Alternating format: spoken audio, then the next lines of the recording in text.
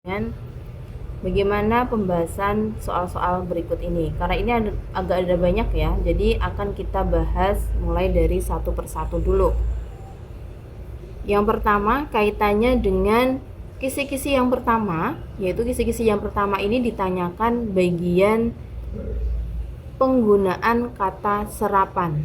Nah, mungkin kalian juga sudah terbiasa terkait dengan bentuk soalnya ya.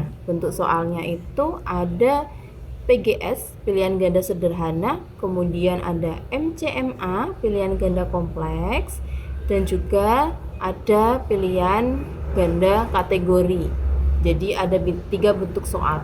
Tapi kemungkinan besar untuk SMP nanti atau yang tahun depan ya, untuk SMP itu tidak akan ada soal pilihan ganda kompleks MCMA atau kategori, kemungkinan karena sedang dibahas, dan hanya akan ada pilihan ganda sederhana. Atau seperti kalau di Yogyakarta itu ada yang namanya ASPD atau Assessment terkait dengan standar pendidikan. Nah, itu pilihan ganda saja atau mirip-mirip dengan ujian nasional.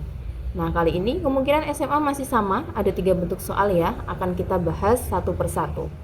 Nah, untuk triknya menjawab terkait dengan soal TKA ini nanti kaitannya dengan literasi, pasti teksnya akan panjang. Tapi tidak akan sepanjang sampai 2 halaman, itu tidak, karena di kisi-kisi itu juga sudah dibatasi bahwa soal TKA itu sekitar 5-7 paragraf kemungkinan besar, dan tidak akan melebihi dari 1 cerpen secara utuh, tidak. Dan kemungkinan besar soalnya akan seperti ini ya, akan hanya sepanjang ini saja. Nah, sebelum kalian membaca teksnya, perlu kalian membaca pertanyaannya terlebih dahulu. Kenapa? Karena kalau dilihat dari pembahasan atau terkait dengan soal-soal bentuk soal yang ada di kisi-kisi Kemendikbudristek ya, Kementerian Pendidikan itu biasanya tanpa harus dibaca teksnya ya, tanpa harus dibaca teksnya itu kita bisa menemukan jawabannya langsung dari pertanyaannya. Begitu. Tapi itu untuk jaga-jaga saja atau untuk cara cepatnya saja. Nah, makanya kita perlu membaca soalnya terlebih dahulu. Nah, bagian ini yang pertama itu ada pilihan ganda sederhana. Nah, pilihan ganda sederhana ini berarti harus memilih satu jawaban di antara 5 jawaban. Karena SMA ya, SMA itu 5 pilihan jawabannya, tapi kalau SMP kan hanya 1, seperti itu. Nah, kita lihat dulu nih yang ditanyakan. Yang ditanyakan apa? Oh, yang ditanyakan ternyata kata serapan yang memiliki makna faedah atau makna serapan yang memiliki kata guna. Dari mana? Dalam kalimat tersebut. Nah, kalimat tersebut ini yang dimaksud kalimat yang mana? Yaitu kalimat yang atas ternyata. Nah, karena dalam soal 1 ini ditanyakan dalam kalimat tersebut dan ternyata kalimatnya kan sudah dibahas nih, sudah diambil di sini. Nah, ini kita sebenarnya tidak perlu membaca teksnya. Ya kan? Kenapa? Ya karena kalimatnya sudah diambil di sini nih. Kita tinggal fokus di kalimat ini saja tanpa harus membaca teksnya. Apakah bisa dijawab? Bisa, kalau kalian sudah bisa memahami dari bentuk kalimatnya saja. Tapi kalau kalian tidak bisa memahami dari bentuk kalimat yang diberikan, ya sudah, mau tidak mau harus kalian cari teksnya, kemudian kalian baca secara utuhnya bagaimana dalam teks itu, begitu ya. Oke. Nah, kita lihat kalimat yang ditanyakan. Kalimat yang ditanyakan yaitu olahraga merupakan kegiatan yang memiliki banyak manfaat bagi kesehatan tubuh manusia. Yang ditanyakan adalah kata serapan yang memiliki makna faedah atau guna, sesuatu yang berguna, yaitu yang mana? Kita lihat pilihan jawaban yang A. Pilihan jawaban yang A itu kegiatan. Kegiatan ini memiliki kata lainnya yaitu aktivitas. Dia berasal dari kata serapan. Kalau aktivitas yaitu berasal dari bahasa Inggris yaitu activity. Ada kata activity di sini harusnya ya. Kegiatan itu berasal dari kata aktivitas yang memiliki kata activity. Dari bahasa Inggris, dia diserap ke dalam bahasa Indonesia menjadi aktivitas. Kemudian ada kata manfaat. Ada kesehatan, ya. Kesehatan ini bukan serapan karena dia kalau di bahasa Inggris dia health. Ini terjemahan ya. Kemudian manusia, ini juga bukan, tubuh juga bukan. Nah, yang ditanyakan yang memiliki kata arti faedah atau guna. Ya sudah, kalau kegiatan kan maknanya bukan faedah atau guna, tapi aktivitas, maka jawaban yang tepat yaitu yang B, manfaat. Gitu ya. Jadi tanpa harus kita baca teks ini secara utuh, kita sudah bisa menjawab pertanyaannya karena di dalam pertanyaannya sudah dicantumkan, yaitu terkait dengan kalimat yang digunakan seperti apa. Nah, kemudian yang kedua, kita masuk ke soal yang kedua. Soal yang kedua yaitu soal MCMA, di mana kalian diminta untuk memilih semua jawaban yang benar. Alias kalau jawabannya ada 3, ya berarti jawaban benarnya 3. Kalau ada 2, ya sudah berarti jawaban benarnya ada 2, gitu ya. Nah, kita lihat kemudian kita lihat dulu apakah kita perlu membaca teksnya atau tidak, gitu ya. Kita lihat pertanyaannya. Bacalah teks dengan seksama. Oke, kita diminta untuk membaca teks dengan seksama. Tapi pertanyaannya apa? Nah, pertanyaannya di sini begini. Kata-kata serapan berikut yang berasal dari bahasa asing. Nah, kata serapan yang berasal dari bahasa asing dan digunakan dalam teks. Karena di sini minta digunakan dalam teks, maka mau tidak mau kita harus mengecek dalam teks. Karena kita tidak tahu apakah kata-kata aktivitas itu dipakai dalam teks atau tidak, penyakit, suasana, mood, jantung, seperti itu ya. Tapi sebelum kita masuk ke dalam ranah teksnya, kita bisa lihat dulu dari kelima kata-kata ini mana yang merupakan kata serapan. Nah, misal aktivitas. Aktivitas tadi sudah saya bahas di sebelumnya, dia berasal dari kata activity, gitu ya, dari bahasa Inggris, yaitu terjemahan. Kemudian ada penyakit. Penyakit ini bukan, suasana juga bukan, mood ya. Mood ini berasal dari bahasa Inggris juga ya, yaitu ini dalam proses yang disebut dengan adopsi.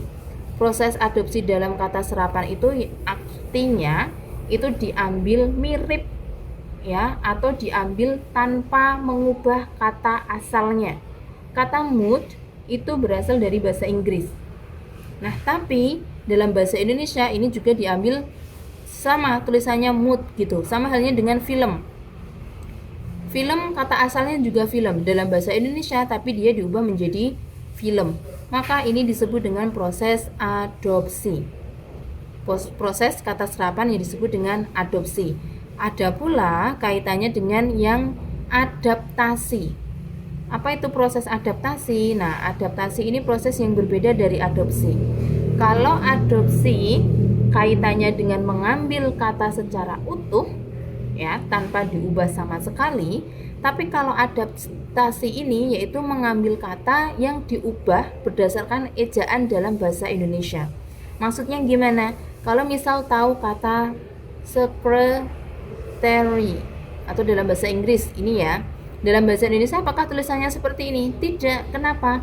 Karena dalam bahasa Indonesia kita tidak punya CR seperti ini dan penggunaan Y.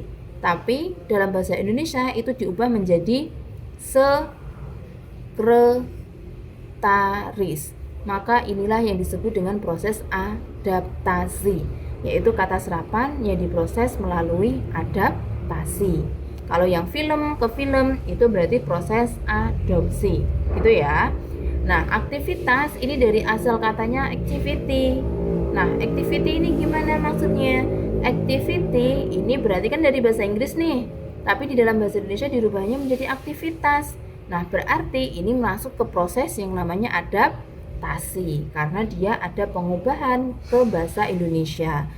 Kemudian ada kata jantung. Jantung ini juga tidak ada serapannya ya, karena kalau dalam bahasa Inggris juga artinya berbeda. Maka sebenarnya dari kelima kata ini kita bisa melihat bahwa yang termasuk serapan itu hanya mood dan juga aktivitas. Pun kalau kita cek dalam teks gitu ya, kita cari nih dalam teks ada tidak kata-kata mood, ada tidak kata-kata aktivitas, dan ternyata ada. Mood ada di sini kalimat terakhir. Nah, berarti kan dia dipakai tuh. Kemudian kita cari kata aktivitas. Di mana kata aktivitas? Aktivitas itu ada di sini. Nah, Berarti kedua kata ini kan digunakan dalam teks. Sesuai pertanyaannya dong. Pertanyaannya kan jawabnya apa? Dan digunakan dalam teks. Gitu ya. Maka jawabannya yang aktivitas dan juga yang mood. Hanya semudah itu sebenarnya kan untuk mengerjakan soal TKA Bahasa Indonesia. Kemudian kita masuk ke soal yang ketiga, yaitu kaitannya dengan soal kategori, di mana kita diminta untuk mengelompokkan kata-kata tersebut masuk ke kategori yang mana. Nah, ini di sini kata serapan nih. Kata serapan sama yang bukan serapan. Apakah ini kita perlu membaca teksnya? Saya rasa tidak ya, karena kalian cuma diminta untuk mengelompokkan dari kosakata ini, dari keempat kosakata ini, mana yang termasuk kata serapan, kemudian mana yang termasuk bukan kata serapan, begitu. Kita lihat kata kesehatan. Kesehatan dari health, ya, bahasa Inggris bisa. Fungsi dari function, bisa. Rendah ini tidak ada padanannya, bukan. Reguler dan juga reguler. Kesehatan tadi prosesnya apa? Prosesnya terjemahan. Fungsi prosesnya apa? Adaptasi, karena dia berasal dari kata function. Kemudian reguler juga reguler kan dalam bahasa Inggris. Nah, maka dia ini adopsi. Gitu ya. Jadi kita ketemu 3 kata serapan, 1 bukan kata serapan. Kemudian kita lihat lagi yang nomor 4. Nomor 4 ini kalian diminta untuk mencocokkan, memasangkan mana yang sesuai dengan pasangannya gitu. Karena perintahnya di sini pasangkan kata-kata serapan di bawah ini dengan makna yang paling sesuai. Nah, maksudnya yang paling sesuai berdasarkan konteks teksnya. Jadi kata serapan yang sesuai sama konteks teksnya. Jadi kita diminta untuk mencocokkan, begitu kan?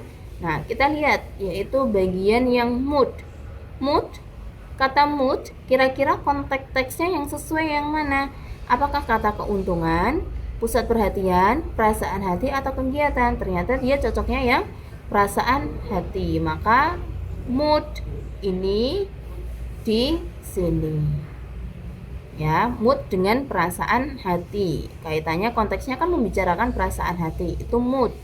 Kemudian kita lihat yang aktivitas. Aktivitas kira-kira konteksnya apa? Oh, aktivitas itu kaitannya dengan kegiatan. Nah, berarti pasangan yang cocok aktivitas yaitu dengan kegiatan. Kemudian ada manfaat. Manfaat apa ya? Manfaat. Oh, manfaat. Tinggal 2 nih. Kita tinggal milih keuntungan atau pusat perhatian.